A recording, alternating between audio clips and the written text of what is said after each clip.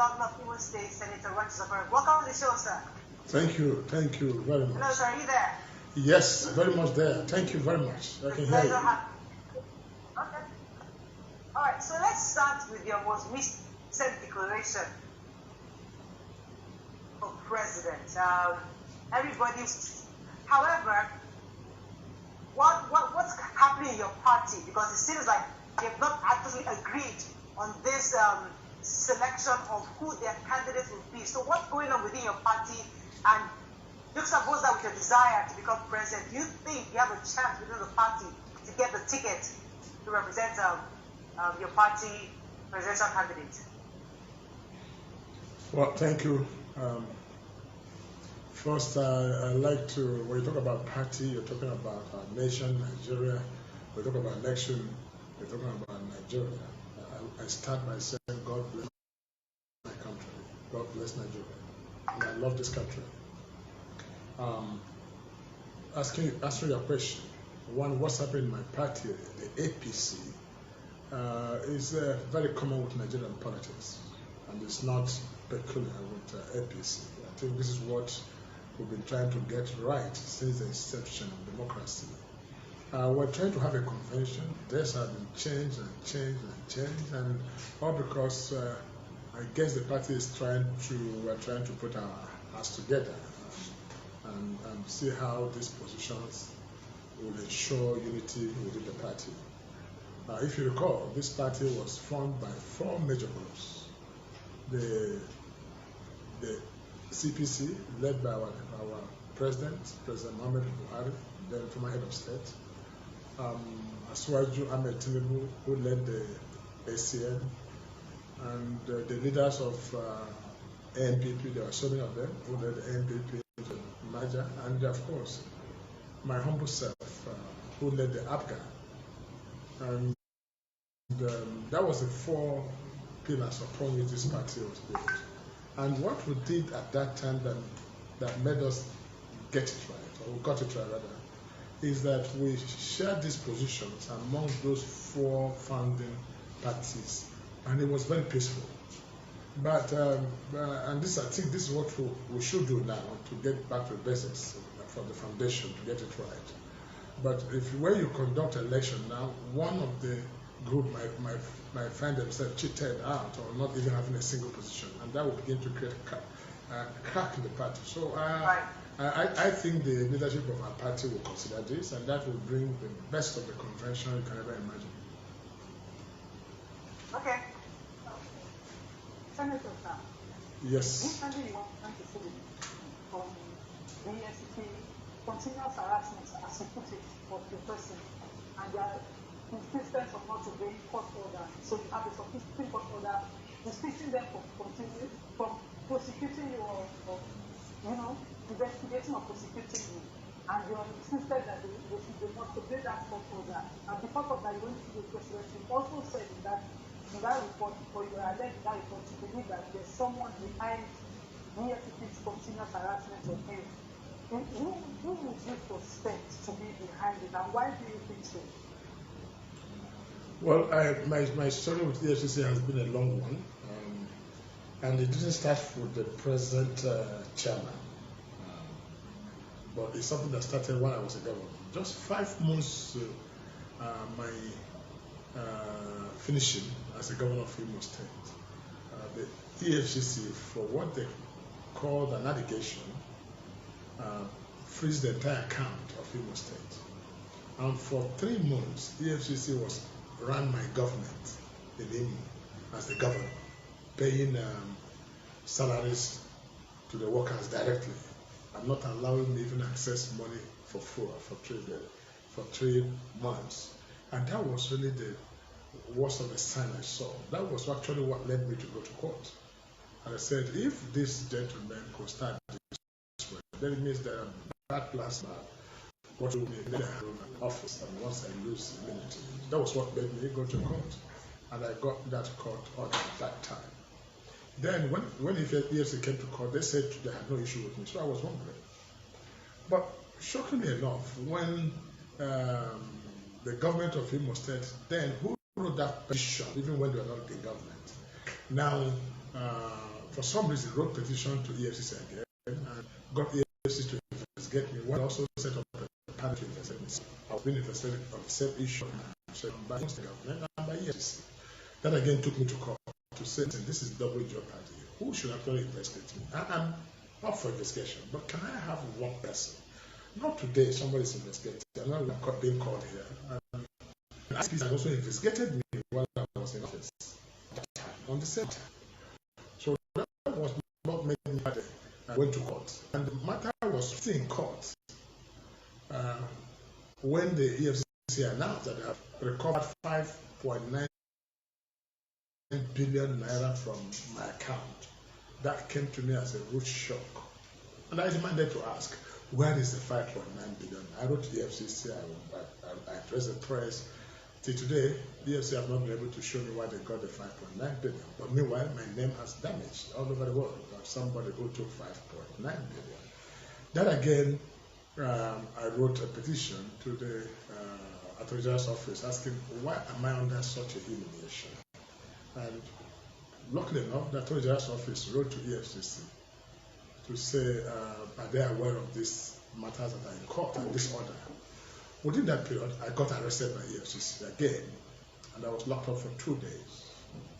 And when I found out that they seized my passport, when I found out the letters from the Attorney General's office wasn't working, my court order wasn't working, the matter being subjudice was not working, I went to court in Port Harcourt, demanding for my few human rights, addressing these issues.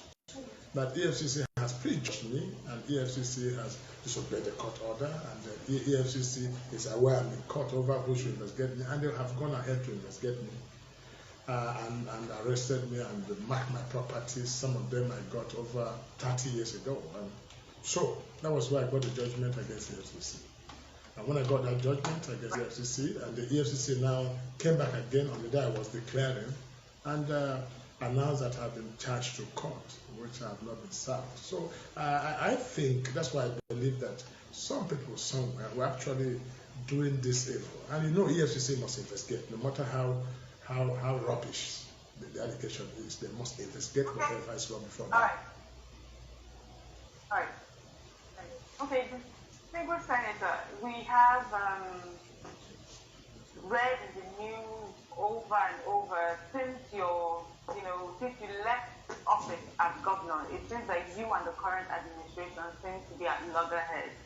And when we're talking of things like unknown gunmen just fighting in your state, we've had the current governor say that there are some big people behind it. Even though no names were dropped, some people thought that it may mean because of you, because of the relationship that you have right now. Why is it so hard? Why is it so hard for you and the current administration of your state to have a smooth transition?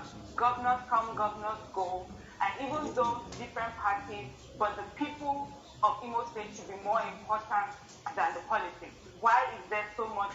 There seems to be, at least based on reports, there seems to be so much friction between you.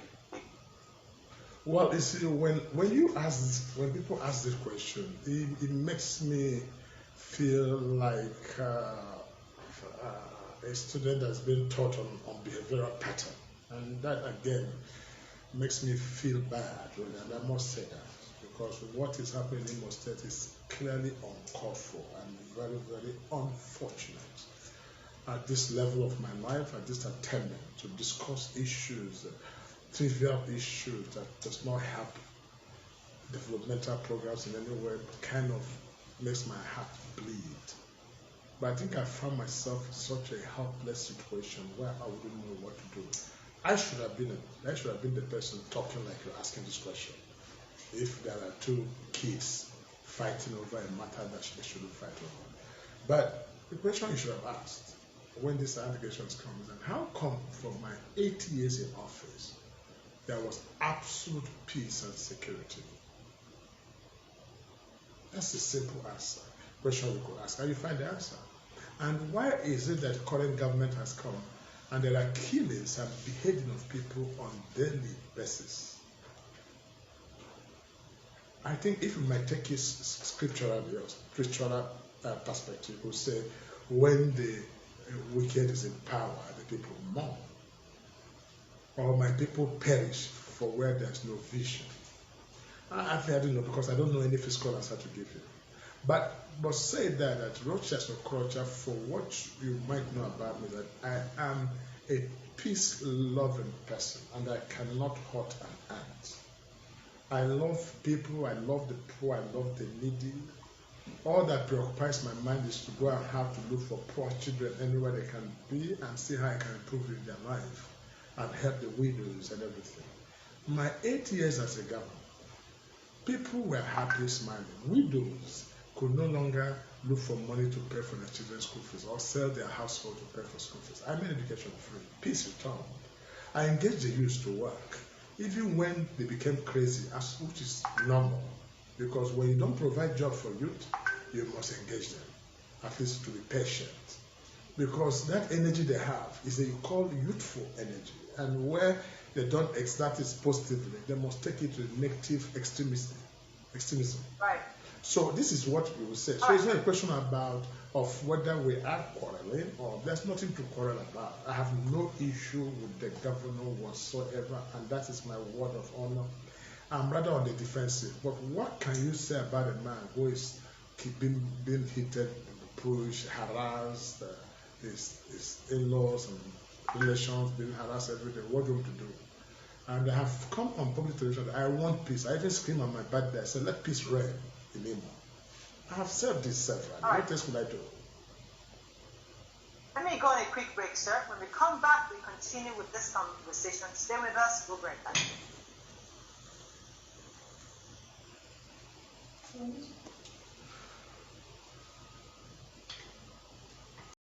To those with the highest number should always continue to rule. But we're talking about equity, that Nigerians may remember that of the tripod upon which this nation is built, this particular leg of the tripod has never been given opportunity to try to lead the affairs of this country. So the feelings down east is that would Nigeria not find out of 40 million persons, one person who can at least lead this country?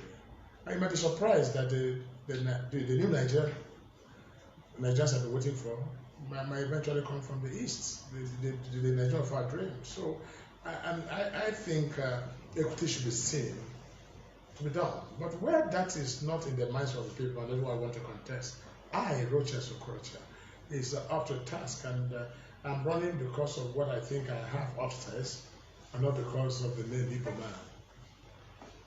Right, because we run out of time, let me throw in a few more questions for you. Yes. For the mention the relationship with the present government of Imo State, you also mentioned that you have ensured him to allow peace reign. I would like to ask, what was your objective? Do you think it was a good decision during the election to take your son-in-law against him and not support him, because your son-in-law still had another party platform where he supported against him in the election? Was it a good decision at the time, and was it about the Imo State people, or was it family decision? Well, I'd like to, first and foremost, I'm sure you know what is called an in-law. An in-law is that person that you may not have known about his background, his birth, about anything about him, but eventually finds your son or your daughter and fell in love, and both of them have agreed to get married. And that, in the first place, wasn't your arrangement, but a divine arrangement. But remember that the same person comes from a different family background, different orientation, and he's a man on his own. So for me, it sounds absurd when people say, I took my son-in-law. The gentleman always feels insulted because you are removing the man in him as if he cannot take a decision. Uche was running for that election wasn't my making. If I had my way, I would say Uche don't even run, because he's making the governorship of Imo State will even bring up my proud person never to go to government house. But Uche was too popular, that even asking him not to run would be a minus for the party. He was too acceptable among the youths. He was his own making. He made it, and he was the best among all of them. That is why, even despite the fact that he went after he was denied his ticket in APC, by then who is who in the party, he went to a party and won. Do you know which came first? Uche beat both PDP, and the present governor was number 4 distant position. So how would I be talking about man? Am I not an in-law to somebody? What is wrong? Right. So I think this nation should talk about something no more than it looks somehow very uncivilized to talk about in-laws running for election. This is about my opinion on this. You were the governor at the time, and both of them were like your son. Was it not possible that, because he lost at the time with the APC, you would have advised that he stay, support the present governor till, after the election, and then wait another term? Could that have been possible?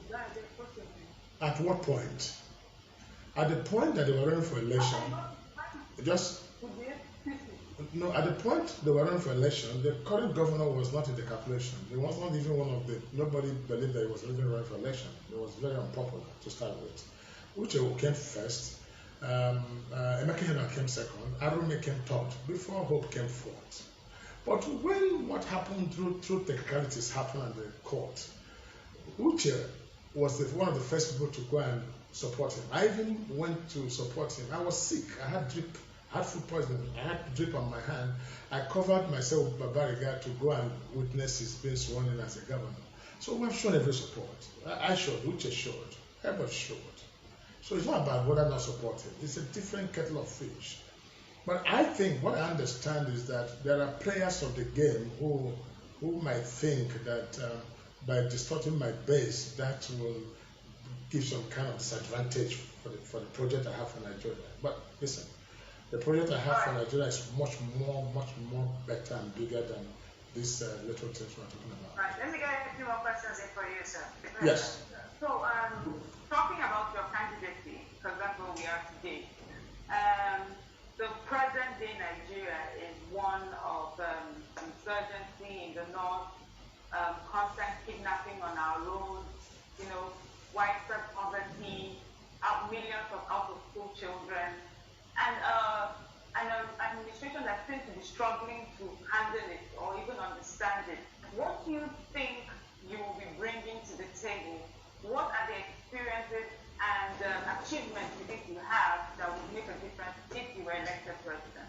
Thank you. I think this is one of the best questions that I thought I'd be talking about. And these issues of EFCC, Imo State, those things are no longer issue before me.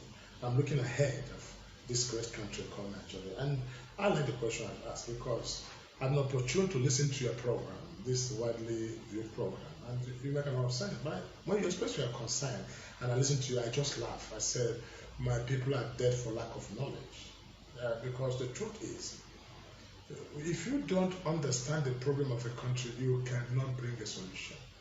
And I like what you just asked about what experience. Now, experience comes with track record, who you are before becoming what you want to be. What I'm bringing to bear in this country is passion and vision. And that's what I think I have. If I don't have this, I have no business with government. And when you talk about insecurity, you talk about poverty, lack of power, the question I would ask you is that, what is it that Nigeria has? Or what is it that America has that Nigeria does not have? What is it that Japan has that we don't have? Or what is it that UAE has that we don't have? Even Korea of yesterday. This question is asked. There's nothing God has given to America that is not given to Nigeria more. There's nothing God gave to Japan that didn't give to Nigeria more. What we lack is management of the resources God has given to us. And there are two resources given by God to mankind. It is called human and material resources. These are two free gifts of nature. So when you hear about this crisis, it's all in the center point between human and material resources, which I have developed to be the reason why we are where we are today. Nations that have managed their human and material resources effectively are called developed nations. Those that have failed are called poor nations. So, my dear, Your problem is not insecurity. Your problem is not poverty. Senator, Your problem is vision I need to ask you this question. to make the affairs of your nation. Because of Go time, ahead. I need to ask you this question. Please. Because of time, I need to ask you this question. In your view, what do you think President Buhari could have done better? Many people have complained that he hardly speaks to us and he hasn't been able to harness the resources of all the various regions. You know, yes, he's done quite a bit of agriculture. We've seen that. They do more roads. But Nigerians still say there's poverty in the land. In the midst of all these trying to do his accomplishments, the average man on the street is still saying, I can't feel it. So what do you think he's doing wrong, and how would you do that better? Specifically. Well, this question is Buhari, and he's a man on the stand. Buhari has not finished his examination. He has one more year to go. I will make serious comments about Buhari when he has finished his exam. Nigerians can mark him. But the point I'm making is that, and you have just said it, Buhari has done the much he has done in agriculture, infrastructure, but it's still not enough. It's still not enough. What I would do, and that's why I want to advise that, what I would do things a bit different. For instance, I would say there will be free education in Nigeria. How about that? To start the human capital development so that every child counts. I would say that, and I will do it. But how can I do it? Ask me. Track record. I've done it before as president of Rochas Foundation, with over 25,000 children in schools in Oyo and all parts of this country. Poor children who haven't gone to school. So that's what I mean by vision for something. If I say I have vision for free education, believe that I can do it.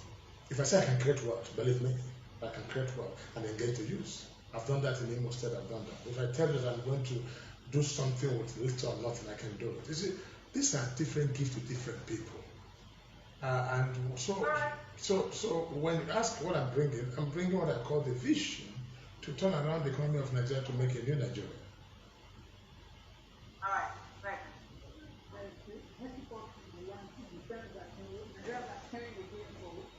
The product abundantly rich in our country. We have food we have paying for petrol here. And the NNPC are saying they are sorry, they don't inspect, and this is here. How do you think we can solve the problem of the scarcity in the midst of abundance in terms of the fairness in our country? If you were president, would you immediately think of using a refinery, connecting our country by pipelines or whatever to transfer our crude oil to the refineries? What solutions do you think? I want a specific. What solution do you think is the best? What would you do? Is it so difficult to have that? It is not difficult at all, my dear. This again brings about a vision.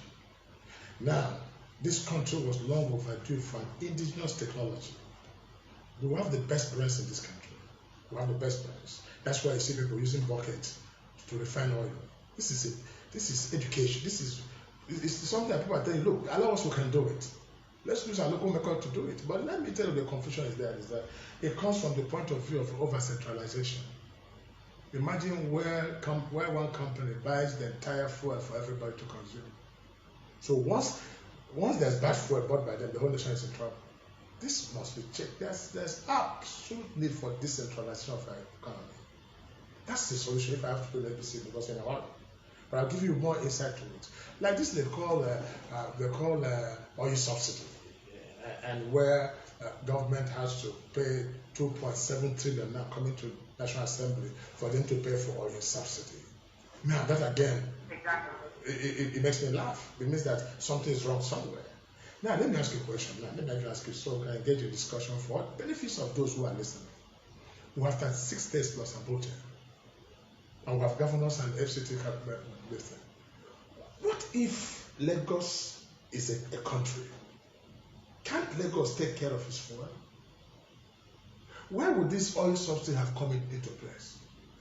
That's another systematic corruption which nobody talks about in this country. What is wrong with even Ogun State having their own Department of Petroleum to bring in their fuel? And no, Have you checked how many cars actually consume this 2.7 trillion, 2.5 trillion naira what government is paying for now for individuals? By the time you come to see it, you see that maybe we'll fuel an individual's car in this country for 200,000 naira every day. That's one of the decentralization is the way to go. We have very little time. Senator. That's the problem. Next time, get me in a full time so I can even come and pass this lecture. I want to educate people. We have two more questions for you. Go ahead, Mariam. Sorry. Having been born and